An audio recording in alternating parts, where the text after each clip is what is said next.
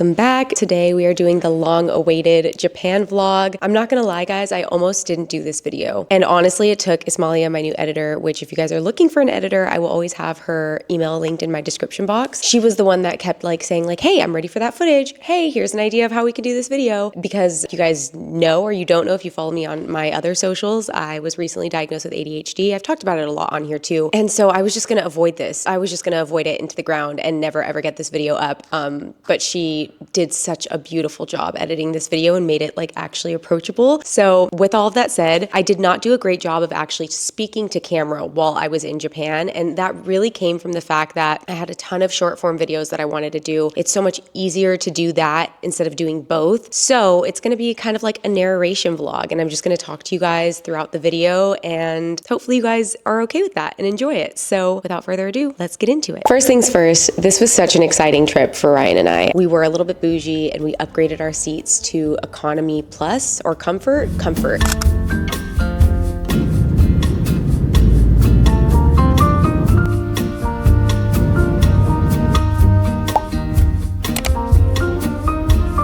My first thing that I did once we landed in Japan was I went to the bathroom because I always hear about the bidets. Also, I just had to go to the bathroom, but going in there was insane. There's like literal ocean music or like creek music that plays so that if you're embarrassed about the sound of peeing or pooping, like nobody's gonna hear you. And then the bidets, you could like adjust the temperature and the height of it and the pressure of it. I had never seen anything like that before. And then it made coming back home and using like regular American bathrooms so like disgusting. I was like, what are we doing here?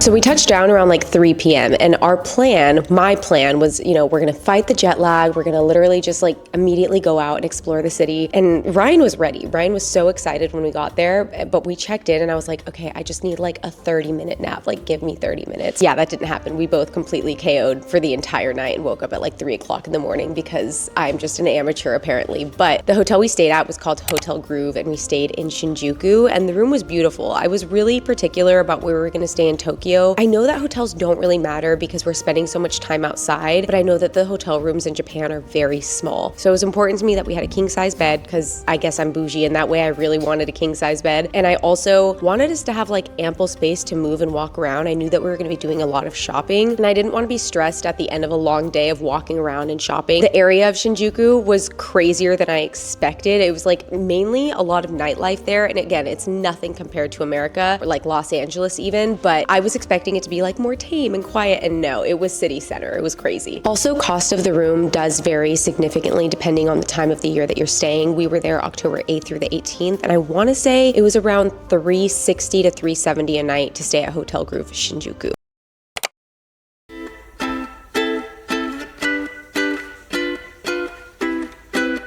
We woke up at the ass crack of dawn on day 2. And, you know, we ended up staying in bed for like several hours. And then finally we got up, I made the bed, we got dressed, and we made our first 7-Eleven run. I was so excited about this because you hear about 7-Eleven in Japan all the time. We got egg sandwiches, duh, obviously. They were incredible. Fun fact, there's actually a lot of tea around which 7-Eleven, Family Mart, or Lawson's has like the best egg sandwich. And I can officially report to you guys after trying all of them, I do think that Lawson's has the best one. And also, fun fact, Anthony Bourdain also once said that when he went to Japan, out of all the food that he ate there, he felt like Lawson's egg sandwich was the best and that they had perfected everything about that egg sandwich. So I am in agreement with him. Love that. It's also really hard to find coffee shops that are open before 10 a.m., which was really surprising. I mean, some are even opening at 11 a.m. Maybe coffee culture is just not as popular in Japan, but obviously Ryan and I are like coffee addicts, and we also are like a little bit snobby and a bit of a connoisseur when it comes to it. So we were really excited when we found out about Coffee Swamp. They open at 7 a.m. It was really, really quiet and low key. It was essentially like in a neighborhood of Shinjuku, and it was tiny. Like it could probably seat 5 people in there, and then there's like a bench outside, and you're obviously expected to be quiet. So a lot of people are just sipping their coffee quietly, and it's just a really, really cute vibe. I loved it so much, and I could not believe it, but I ended up running into like a longtime subscriber. She was like, Jazmine? And I was like, am I being recognized in fucking Japan right right now. It was the coolest thing ever. She was so sweet. We ended up following each other on socials. We exchanged numbers. There's something about meeting you guys in person where I'm like, do you want to be my friend? Do you want to be my friend? Let's hang out. After that, we walked back to the hotel and we got hotel breakfast because again, breakfast is not easy to come by. Nothing is open at that time, but I'm actually happy we did hotel breakfast because it was bomb every morning. It was a nice mix of Japanese and American food every day. So that ended up being our go-to the entire time that we stayed at Hotel Groove. And thankfully, by the time we got back to the hotel, it was about 10 a.m. So things were open and really we just got out and started walking.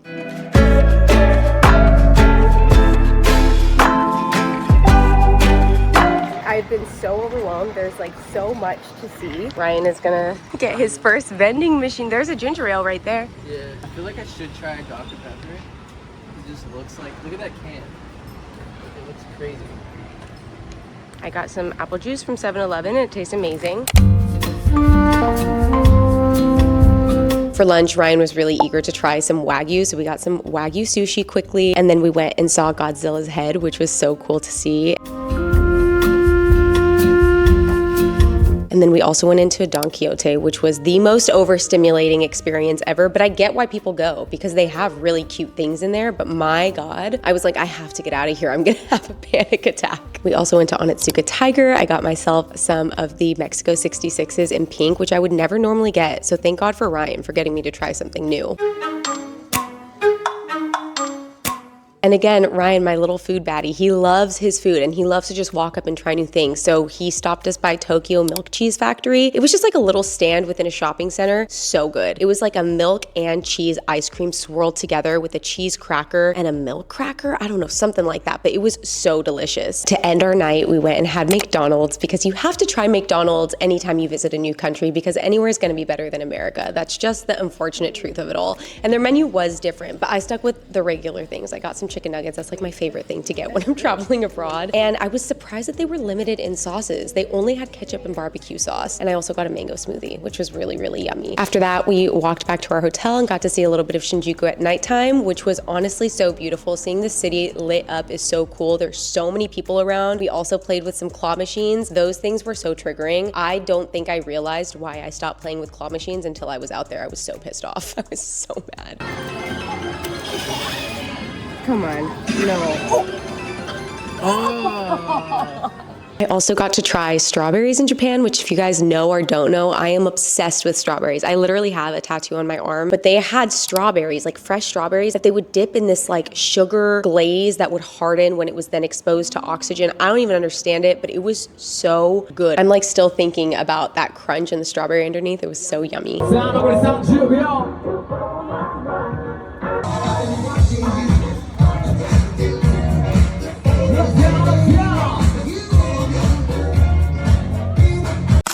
Day 3 is when I went and got my nails done. One of my nails broke while I was on the airplane and it's like kind of hanging on by a thread. Like if it breaks, I will start bleeding. So I found a nail shop here in Shinjuku and we're gonna get some nails done. And my wonderful boyfriend is walking with me. And it's raining. And it's raining. Let's see how this goes. My nails were done so well. I got such a fun set that I would never typically do here in LA just because I've gotten a lot more simple with my nails. I'm just like a cat eye girl at this point. I'm like, it's just, I don't know. It's just, I don't have the patience to wait for too long. But she did a really good job. The only complaint really was that they were really thick. Like I feel like she really globbed on the gel, but I thought the design was sick and it was like so nice to bring that home with me. After that, we were off to Harajuku to do some shopping and this was probably my favorite part of the trip by far. We got to go to a ton of places that I've never even heard of. Brian got to go to Double RL, which is a Ralph Lauren, I guess it's like an American-based brand, but their store in Harajuku was incredible. Brian ended up buying himself some things, which was exciting because that man never buys himself anything. And we also tried to go to Onitsuka Tiger again. Way too overwhelming. And with it raining, absolutely not. And then when it was time to get coffee, we were recommended to go to this spot called Coffee Mamea.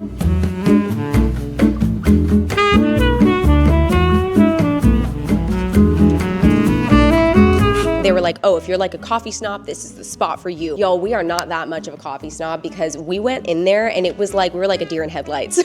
We like had no idea what was going on. And again, the culture in Japan, everybody is so polite and kind. Because I know if we were in LA, they would have been like, well, why are you even here? Like, what do you mean you're asking for a latte? They don't serve lattes. They serve like a milk that's infused with a coffee, which was yummy. Like, I'm so glad we did this, but man, we had no idea what was going on. We waited an hour to be seen because again, it's very small small and there was like 6 or 7 people ahead of us, and you get a really personalized experience where you talk about like your favorite flavor profiles in coffee beans, and do you want them ground or do you want them whole, and here's how long you need to pull the beans for. And it was unreal. I'd never done anything like that before. So while we're glad we did it, we definitely went in there, walked out, realized that we did not process anything that they taught us, and then we spent $30 on coffee beans, which are still sitting on the kitchen counter. We do need to have those at some point. That's gonna happen eventually, but I'm on a stimulant these days. I can't be having coffee beans. Like, I will literally have a heart attack. And to close off our shopping, Ryan and I went into this store called Beams, which I believe we have out here, but I ended up getting my first pair of Margielas.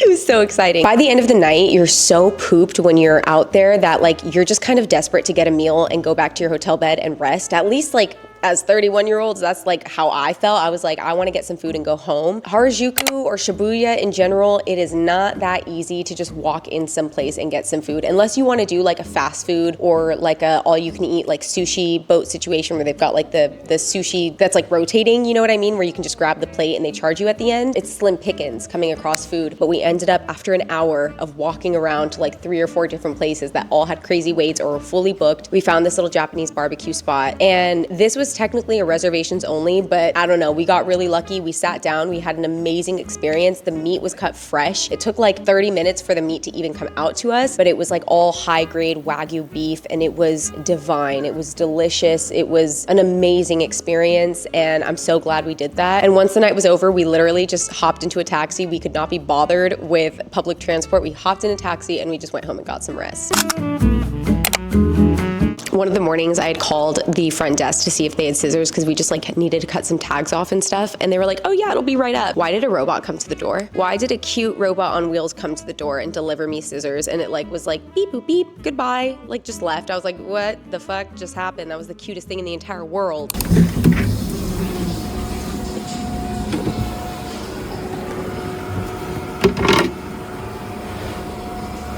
And then we started our day. We had some after all coffee.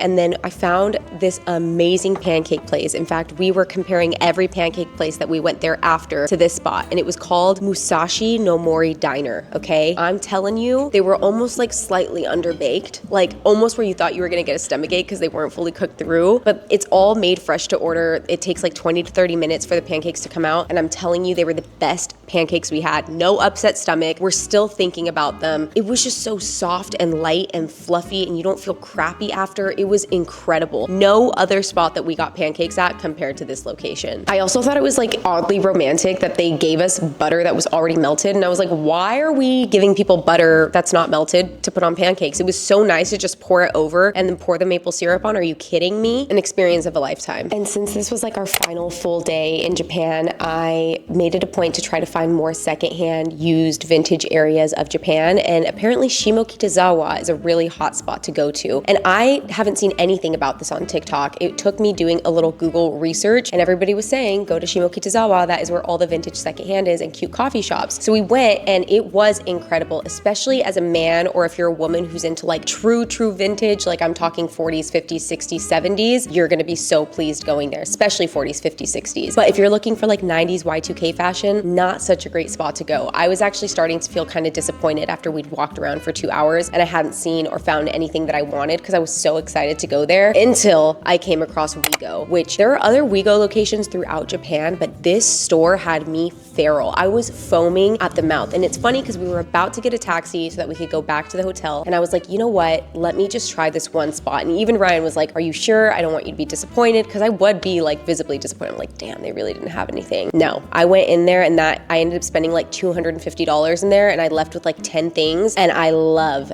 everything that I got from there. Ryan is also a huge fan of Capital, so we also popped by like all of the little Capital stores were all tucked in together. I've never really seen places put such attention to detail into their store and craftsmanship quite the way I saw it in Japan. I'm telling you, Japan changed my DNA. They changed my brain chemistry and my DNA. And then we closed off our night going and doing, again, I can't think of what it's called, but like a sushi rotating situation, and the sushi was bomb. It was so reasonable. The pricing was so good, and I had like 5 plates plates and I was stuffed. And I think after everything, it was like maybe $20 or $30. And then our time in Tokyo was done and we took the bullet train to Osaka, which was about a 2.5-hour train ride. And we booked the premium cabin, which I don't think there's much of a difference, to be honest, between that and economy, besides getting to pick your seats and have a little bit more leg room. It was worth the price and the trip though. And we did get to sit on the side where you can see Mount Fuji. At this point, my best friend and her husband also showed up because she is Japanese and was visiting family. So we all stayed at the same hotel, met up together, walked over to Blue Bottle, and then just started bopping around and doing some vintage shopping. And eventually we dispersed so that Liana and I could go and do our vintage secondhand shopping because I was ready. I was prepared to go and buy my secondhand designer bag this day. And y'all, I ran into another subscriber. I ran into 2 people in Japan. Can you believe that? It was so crazy. It was so crazy. I was in there and she was like, Jazmine? Again, similar thing. Jazmine? I'm like, yeah, that's me. I did obviously end up landing on my little Louis Vuitton bag and I love it so much and I got it for under $900. And then Leona's like, have you been to Kittyland? So we went to Kittyland in Osaka and y'all, I did not think I was a trinkets person. I was like, I'm not buying any Smiskies, Sunny Angels, Labubus, Rilakuma, like I don't care. Like that doesn't mean anything to me. Yeah, likely story, babe, likely story. I spent so much money on random trinkets in Japan. People would post their hauls and I'm like, who's buying this stuff? Me? It was me. I was buying this stuff. I got like 3 Sunny Angels out there. I've never actually even had a Sunny Angel because they're so damn expensive. In what world am I gonna spend $30 on them? But when it's $7 at Kittyland, okay, yeah, take my money. Take my money. I also got to take a picture with Totoro, my neighbor Totoro, which I was very excited about.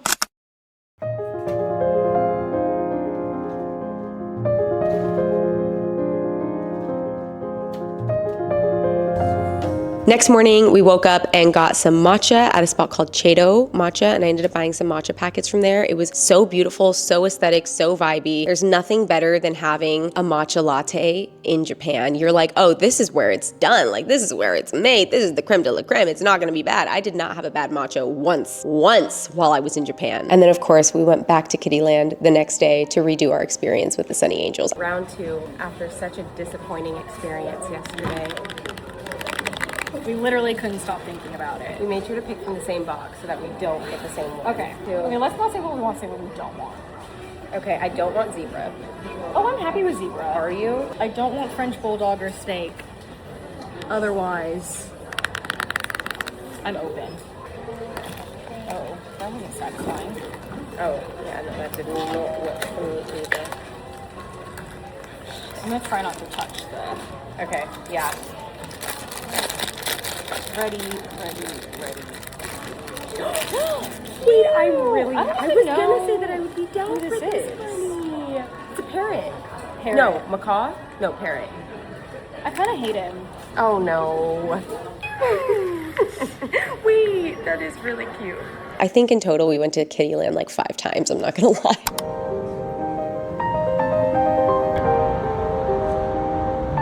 And then I got to have my Ichiran ramen experience, which was so cool. I have always loved ramen. I've always loved like soups in general, like pho, ramen, whatever. But having Ichiran ramen, it's where you're like in the tiny little booth. They're open, I believe, 24 hours. It's super inexpensive and it's still somehow such a like delightful delicacy of an experience. The ramen is incredible. There's like little signs if you feel like people are being too loud. If you feel like the egg that you were served to add to your ramen is like too runny or you're having a hard time peeling it, they'll replace it for you. And you can do this all without communicating. Ojiso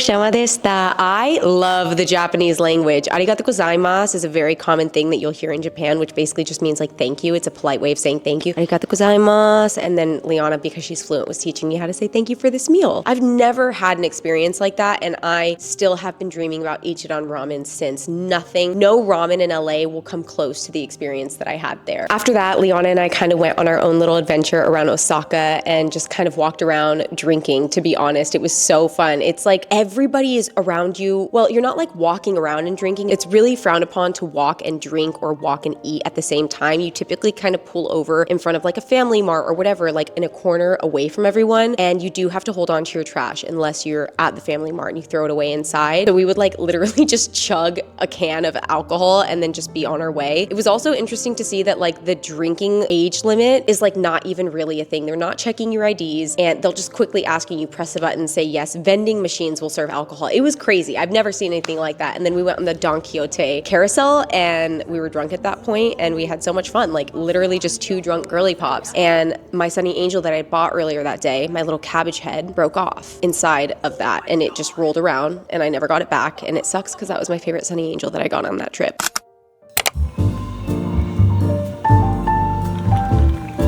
To close off our time in Osaka, I wanted to go to a few more vintage designer spots. I obviously found more beautiful designer bags that I was not allowed to buy. But if you want secondhand designer and you want it to be like amazing condition and quality and not have to worry that it's potentially a fake or something, Japan is the spot to go. There's a reason people talk about it so much. It almost makes it so that when you buy designer in America or anywhere else, you're like, yeah, but I could find this in Japan if I really tried. Like I could source it and it would be better quality and it would be cheaper and it would be beautiful.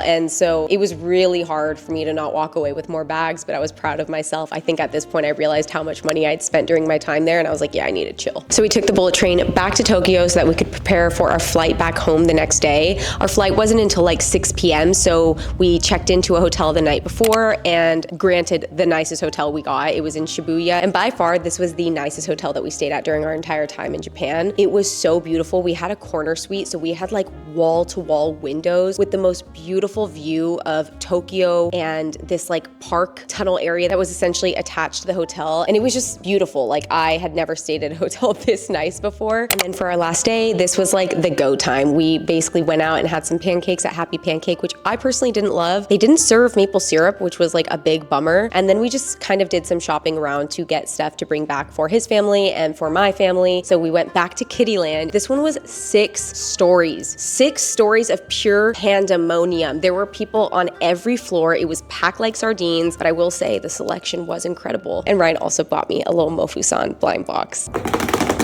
This is my last blind box unboxing. Ryan got me a Mofusan, and these have become my favorite because they're just these cute little fluffy kitties. And I'm gonna be honest, I think I would be happy with any of them, but the one that I want the most is probably the bear or the panda. But I'll be happy with any of them. They're all so, so cute. Oh, it's pink. I got the rabbit. I can already tell. It's so cute. Dude, the eyes are crazy. It's so cute. I'm gonna put it on my bag. I really tapped into my inner child with that. And then it was time to check out and we went to the airport and Ryan got a Smiskey because they were also selling Smiskies and Sunny Angels at the airport. What do you mean? It was so cool. It was so cute. Don't look. Feels like the rubber ducky one. It is the rubber ducky one. So yeah, that was my entire trip to Japan. There's so much that I did not vlog and there's so much that I did not document, and I could go on a tangent about specific places and things that I did, and I'm happy to do that. I honestly recommend going to my TikTok because I am posting still now sporadically content from Japan, but it was such an amazing experience, you guys. Like we had so much fun. We are already planning our next trip back for 2026. We're so excited to get back there, and yeah, it was just an amazing experience. I highly recommend everyone goes at least once in their life. It's just a place that you have to go and experience to understand why it's so incredible. I hope that you guys enjoyed this video. I know it's kind of all over the place. It's also getting dark right now. I'm sweating now, I'm hot, and I'm tired. So yeah, I hope you guys enjoyed it, and I love you guys so much. Thank you so much for watching, and I hope you have a great rest of your night. Bye.